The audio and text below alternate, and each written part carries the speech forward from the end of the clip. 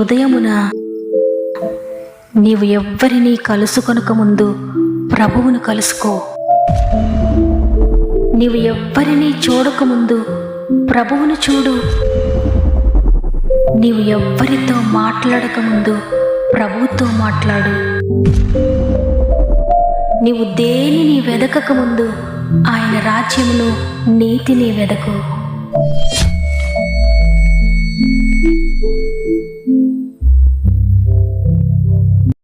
Praise the lord. ఈ ఉదయకాలమున మిమ్మల్ని అందరినీ మరొకసారి గాడ్ ఫస్ట్ అనే వాగ్దాన కార్యక్రమానికి ప్రేమతో ఆహ్వానిస్తూ ప్రభునామంలో మీ అందరికీ స్వాతంత్ర దినోత్సవ శుభాకాంక్షలు తెలియజేస్తూ ఉన్నాను. ఎలా ఉన్నారు ప్రియ దేవుని బిడ్డలారా? ఉదయాన దేవుని అత్యంత కృపను బట్టి బాగున్నారని, మీరంతా బాగుండాలని మీ అందరి కొరకు ప్రార్థిస్తూ ఉన్నాను. అనేక మందికి ప్రార్థించడానికి ఫ్రీడమ్ లేదు, వాక్యం చదువుకోవడానికి ఫ్రీడమ్ లేదు. అయితే మనల్ని ఎంతగానో ప్రేమించి ఇంత ఫ్రీగా దేవుని మాటలు వినడానికి, ఆయన కొరకు జీవించడానికి, ఆయన వాక్యం వినడానికి ఇంత చక్కటి అవకాశం దేవుడు మనకు అనుగ్రహించారు. అందుని బట్టి దేవా, నేను సేవించడానికి మీరు మాకు ఇచ్చిన ఈ గొప్ప స్వాతంత్ర్యాన్ని బట్టి, అవకాశాన్ని బట్టి హృదయపూర్వకంగా కృతజ్ఞత చెల్లిస్తున్నామయ్యా అని మొట్టమొదటిగా దేవునికి కృతజ్ఞత చెల్లిందాం. దేవుని సేవించేటువంటి స్వేచ్ఛ, స్వాతంత్ర్యము దేవుడు మన ఆత్మీయ కుటుంబాలందరికీ అనుగ్రహించాలని ప్రార్థిస్తున్నాను. ప్రాముఖ్యంగా మీరు పెడుతున్న ప్రతి ప్రార్థన విన్నపము చదివి మీ అందరి కొరకు ప్రార్థిస్తున్నాను. ఇంకా మీరు ఎవరికైనా ప్రేయర్ రిక్వెస్ట్ ఉంటే తప్పకుండా కామెంట్ ద్వారా నాకు తెలియచేయండి. వాక్యం చివరిలో అందరి కొరకు మనం భారం కలిగి ప్రార్థన చేద్దాం. ప్రభు పాదాలు పట్టుకుందాం. ఎందుకంటే మన ప్రాబ్లమ్స్ అన్నిటికీ ప్రభువే సొల్యూషన్. ఆయనే మన సమస్తానికి మూలం. కాబట్టి మీరు కూడా చివరి ప్రార్థనలు ఏకీభవించండి. నూతన కార్యములు పొందుకోండి. సమస్త మహిమ, ఘనత, ప్రభావములు దేవునికే చెల్లునుగాక. ఈ ఇండిపెండెన్స్ డే సందర్భంగా దేవుడు మనతో మాట్లాడుతున్న మాట 1 పేతురు గ్రంథము 2వ అధ్యాయము 16వ వచనము. స్వతంత్రులయుండియు దుష్టత్వమును కప్పిపెట్టుటకు మీ స్వాతంత్ర్యమును వినియోగపరచక దేవునికి దాసులమని లోబడి ఉండుడి. ఆమేన్. దేవుడు ఒక హెచ్చరిక చేస్తున్నాడు ఈరోజు మనకు. మన దేశం చాలా సంవత్సరాలు బ్రిటిష్ వారి పరిపాలనలో ఉండి వారి చేత పరిపాలించబడుతూ ఉన్నప్పుడు మనము ఎవరో పరిపాలనల క్రింద ఉండకుండా మన దేశాన్ని మనమే పరిపాలించుకునేటట్లుగా దేవుడు మన దేశానికి స్వాతంత్ర్యాన్ని అనుగ్రహించాడు. నిజమే, మన దేశాన్ని మనమే పరిపాలించుకునేటువంటి అధికారాన్ని, స్వాతంత్ర్యాన్ని మనం పొందుకున్నాం. ఇది ఒక గొప్ప పరిణామమే. అయితే భారతదేశంలో ఉన్న కోట్ల మంది ప్రజలు వారి జీవితాన్ని వారే పరిపాలించుకుంటున్నారా? వారి శరీరాన్ని వారే పరిపాలించుకుంటున్నారా? లేక ఎవరి చేతైనా పరిపాలించబడుతున్నారా అని ఎప్పుడైనా ఆలోచించారా? ఒకసారి ఈరోజు ఆలోచించుకుందాం. ఎందుకంటే దేవుడు ఈరోజు ఒక హెచ్చరిక చేస్తున్నారు.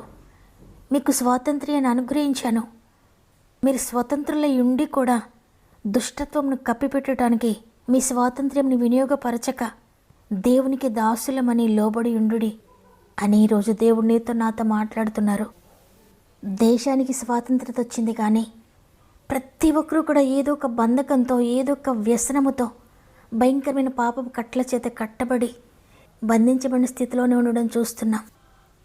క్రీస్తు ప్రభువారు చెప్పారు, నేనే మార్గము, నేనే సత్యము, నేనే జీవమని. సత్యము మనల్ని స్వతంత్రంగా చేస్తుందని దేవుని వాక్యం సెలవిచ్చిన విధంగా సత్యము అంటే ప్రభువు. ఆ ప్రభువే మనలను సమస్త శరీర కార్యముల నుండి, సమస్త పాపము నుండి, సమస్త బంధకాల నుండి స్వతంత్రులుగా చేయడానికి సిద్ధంగా ఉన్నారు. కట్టబడి ఉన్న మనము, బంధకాలతో ఉన్న మనము, చీకటిలో ఉన్న మనము, శాంతి లేక, సమాధానం లేక, నెమ్మది లేక, భయంకరమైన పరిస్థితుల్లో ఉన్న మనము స్వతంత్రులుగా ఉండాలని మన కొరకైన సిలువ వేయబడ్డారు. మన కొరకైన పరిహారం చెల్లించారు. మన కొరకైన ఆ సిలువలో పూర్తి వెల చెల్లించారు. ప్రతి దాని నుండి కూడా విడుదల పొందుకోవడానికి, ప్రతి బంధకము నుండి విడిపించబడ్డానికి, అన్ని విషయాల్లో స్వతంత్రంగా ఉండటానికి ప్రభు మన కొరకు వెల చెల్లించారో. ఎందరైతే ఆ వెలను అంగీకరిస్తారో, ఎందరైతే మీరు చెల్లించిన వెలను బట్టి నేను విడుదల పొందుకుంటున్నానని విశ్వసిస్తారో, వారందరూ కూడా వారి బంధకాల నుండి విడిపించబడ్డానికి, వారి కట్లన్నీ కూడా తెంపబడ్డానికి అర్హులుగా మారిపోతారు. ఎందుకంటే దేవుడు అట్టి అధికారాన్ని మనకు అనుగ్రహించారు. చీకటిలో పాపంలో బంధకాల్లో పడి ఉన్న మనలను స్వతంత్రులుగా చేయడానికి మన కొరకు తన ఏకైక కుమారుని బలిగా అర్పించారు. తన కుమారుని కంటే మనల్ని ఎక్కువగా ప్రేమించి మనము బంధించబడి ఉండకూడదని, మనం అశాంతితో ఉండకూడదని, కన్నీటితో ఉండకూడదని తన ప్రియకుమారుని మన కొరకు అప్పగించేశారు. ఆ ప్రియకుమారుని త్యాగం వలన ఆయన చెల్లించిన వేలను బట్టి గొప్ప స్వాతంత్ర్యాన్ని పొందుకోవడానికి మనం అర్హులమైపోయాం. దేవుడు మనకు స్వాతంత్ర్యాన్ని ఎందుకు అనుగ్రహించారంటే ఏ బంధకాల్లో కోరుకుపోయి ఉండకుండా, దేనికి బానిసలుగా ఉండకుండా స్వతంత్రులుగా జీవించాలని, పరిశుద్ధులుగా జీవించాలని, క్రీస్తును పోలి ఆయన అడుగుజాడలో నడవాలని అద్భుతకరమైన స్వాతంత్ర్యాన్ని మనకు అనుగ్రహించారు. అయితే దేవుడిచ్చిన స్వాతంత్ర్యాన్ని మీరు ఏ విధంగా ఉపయోగిస్తున్నారో, ఆయన స్వాతంత్ర్యం ఇచ్చాడు కదా అని ఆ స్వాతంత్ర్యాన్ని పాపానికి ఉపయోగిస్తున్నారా, దుష్టత్వానికి ఉపయోగిస్తున్నారా? ఆయన ఇచ్చిన స్వేచ్ఛను, ఆయన ఇచ్చిన స్వాతంత్ర్యాన్ని పరిశుద్ధత కొరకు, నీతి కొరకు ఉపయోగించాలని, అనేక మంది నశించిపోతున్న ఆత్మల కొరకు ఉపయోగించాలని, పాపపు బంధకాల్లో ఉన్న అనేక మందికి విడుదల అనుగ్రహించడానికి దేవుడు మనకు అనుగ్రహించిన స్వాతంత్ర్యాన్ని ఉపయోగించాలని దేవుడు కోరుకుంటున్నాడు. చూడండి, సంసోనుకు దేవుడు స్వాతంత్ర్యాన్ని ఇచ్చాడు. తన కొరకు గొప్పగా వాడుకోవాలనుకున్నాడు దేవుడు. అయితే దేవుడిచ్చిన స్వాతంత్ర్యాన్ని ఎందుకు ఉపయోగించాడంటే తన శరీరాన్ని సంతోషపరచుకోవడానికి, భయంకరమైన పాపానికి ఉపయోగించుకున్నాడు. అందుకే తన జీవితంలో సమస్తాన్ని పోగొట్టుకున్నాడు. సంసోన్కి ఏ విధంగా దేవుడు ఫ్రీడమ్ ఇచ్చాడో అదేవిధంగా యోసేపుకు కూడా దేవుడు స్వాతంత్ర్యాన్ని అనుగ్రహించాడు. పొతిఫర్ ఇంట్లో యోసేపుకు పూర్తి స్వాతంత్ర్యం ఉంది. పొతిఫర్ తన గృహంలో అన్నిటి మీద పూర్తి అధికారాన్ని యోసేపుకి ఇచ్చాడు. అంత అధికారం ఇచ్చాడు కదా అని ఆయన ఇచ్చిన అధికారాన్ని, ఆయన ఇచ్చిన స్వాతంత్రాన్ని యోసేపు దుర్వినియోగపరచలేదు.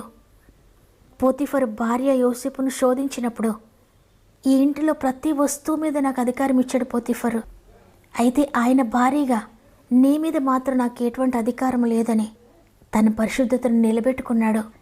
అంత భయంకరమైన పరిస్థితిలో కూడా పొతిఫర్ ఇచ్చిన స్వాతంత్రాన్ని దుష్టత్వం కొరకు ఉపయోగించకుండా నీతి కొరకు, పరిశుద్ధత కొరకు నిలబడిపోయాడు. అందుకే యోసేపు ఫలించెడు కొమ్మగా మారిపోయాడు.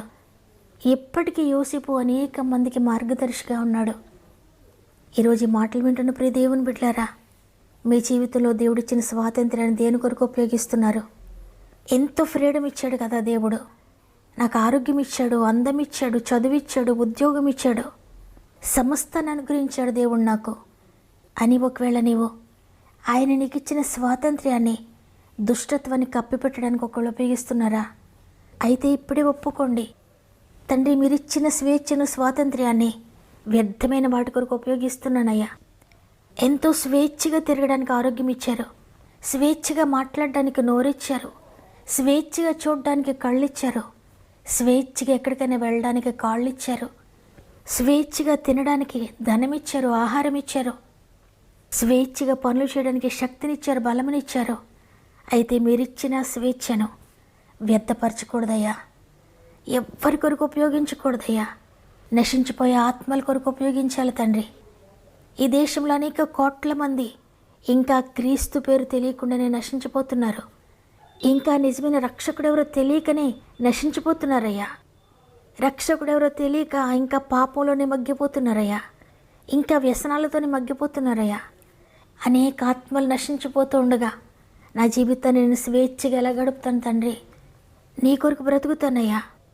మా దేశంలో నశించిపోతున్న అనేక ఆత్మల కొరకు నేను ప్రార్థిస్తానయ్యా అని ఈరోజు మనందరం కూడా మన దేశం కొరకు ప్రార్థించేద్దాం, మన అధికారుల కొరకు ప్రార్థించేద్దాం. మరి ముఖ్యంగా యేసు అనే పేరు కూడా తెలియకుండా నశించిపోతున్న అనేక కోట్ల మంది కొరకు ప్రార్థన చేద్దాం. యేసుని పేరే ఒకసారైనా వినని వారే కోట్లాది కలరు. యేసుని పేరే ఒకసారైనా వినని వారే కోట్లాది కలరు.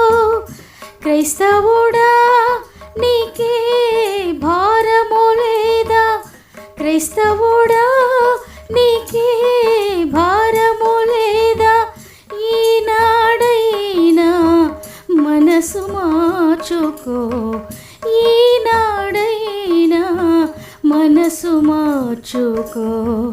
రక్షణ లేక ఎన్నో ఆత్మలు నశించుచుండా కానరావా కానరావా.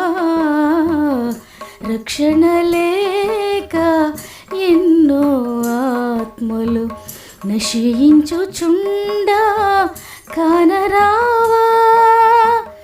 రక్షణ పొందిన అందరిలోన ఆత్మల వేదన మొదలగునే. రక్షణ పొందిన అందరిలోన ఆత్మల వేదన మొదలగునే. సోదరుడా కన్నీరు లేదా, సోదరుడా కన్నీరు లేదా, ఈ రోజైనా మోకరిల్లుమా, ఈ రోజైనా మోకరిల్లుమా. రక్షణ లేక ఎన్నో ఆత్మలు నశించుచుండా కానరావా కానరావా.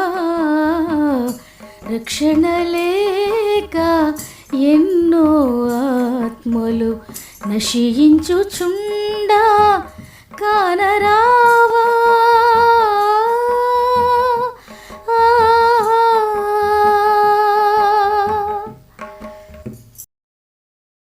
తండ్రి, నీకు వందనాలు. నీ కృపను బట్టి మరొక దినాన్ని మాకు అనుగ్రహించి ఈరోజు మరలా నిన్ను స్తుతించే ఘనపరిచే గొప్ప భాగ్యాన్ని అనుగ్రహించారు. ఇంత స్వేచ్ఛగా నిన్ను సేవించడానికి, ఇంత స్వేచ్ఛగా నీ మాటలు వినడానికి, ఇంత స్వేచ్ఛగా నీ సన్నిధానానికి వెళ్ళి నిన్ను ఆరాధించడానికి అనేక మందికి లేని ఈ భాగ్యాన్ని మాకు అనుగ్రహించినందుకు వందనాలు తండ్రి. మీరిచ్చిన స్వాతంత్ర్యాన్ని, మీరిచ్చిన స్వేచ్ఛను వ్యర్థపరచక, దుర్వినియోగపరచక నీ కొరకు నమ్మకంగా జీవించడానికి ఉపయోగించాలయ్యా. నశించిపోతున్న ఆత్మల కొరకు ఉపయోగించాలి తండ్రి. అనేక కోట్ల మంది మా దేశంలో నశించిపోతున్నారు. పరిశుద్ధాత్ముడా, మీరందరినీ దర్శించండి నాయన. ఎవరు కూడా నశించిపోకూడదు తండ్రి.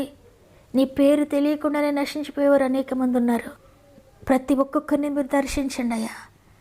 ప్రతి ఒక్కరు కూడా మిమ్మల్ని తెలుసుకొనే మరణించాలి. ఎందుకంటే నిత్య జీవానికి మార్గమునే నేను తెలియజేశారు. నీ మార్గం తెలుసుకోకుండా ఒక్కరు కూడా నశించిపోకూడదు తండ్రి. కృపతో మా దేశాన్ని దర్శించండి, కృపతో మా రాష్ట్రాలను దర్శించండి, కృపతో పట్టణాలను దర్శించండి, గ్రామాలను దర్శించండి, కృపతో ప్రతి కుటుంబాన్ని దర్శించండి తండ్రి. మా దేశంలో ఉన్న ప్రతి ఒక్కరిని శక్తిని పొందుకోవాలి, ప్రేమను పొందుకోవాలయ్యా. ఎవ్వరూ నశించిపోయిన స్థితిలో ఉండకూడదు తండ్రి. మా దేశాన్ని పరిపాలిస్తున్న అధికారులని చేతులు పెడుతున్నానయ్యా. మీకు వ్యతిరేకంగా పనిచేస్తున్న ప్రతి ఒక్కరికి మీ ప్రేమ తెలియచేయండి. మా దేశము ప్రపంచ దేశాలకు మాదిరికరంగా ఉండాలి. ఆ విధమైన కృపను దయచేస్తారని, ఈ దినం ప్రారంభిస్తూ ఉండి ఈ రోజంతా మా ఆత్మీయ కుటుంబం అంతటికి తోడుని నడిపిస్తారని యేసయ్య పరిశుద్ధమైన నామములో అడిగి వేడుకొంచున్నాను తండ్రి. ఆమేన్. దేవుడిస్తున్న గొప్ప తరుణాన్ని దుర్వినియోగపరచొద్దు. ఆయన ఇచ్చిన ప్రతివిని ఆయన కొరకు ఉపయోగిందాం. దేవుని కృప పొందుకుందాం. మీ ఇష్టాన్ని తెలియజేస్తూ వాగ్దానం తప్పక లైక్ చేయండి, ఎక్కువ మందికి షేర్ చేయండి. దేవుని చిత్తం మీదే తిరిగి రేపు అందరం కలిసి ఆయనను స్తుతిందాం. అంతవరకు ప్రభు మీకు, మీ కుటుంబాలకు తోడు ఉండి నడిపించును గాక. God bless you.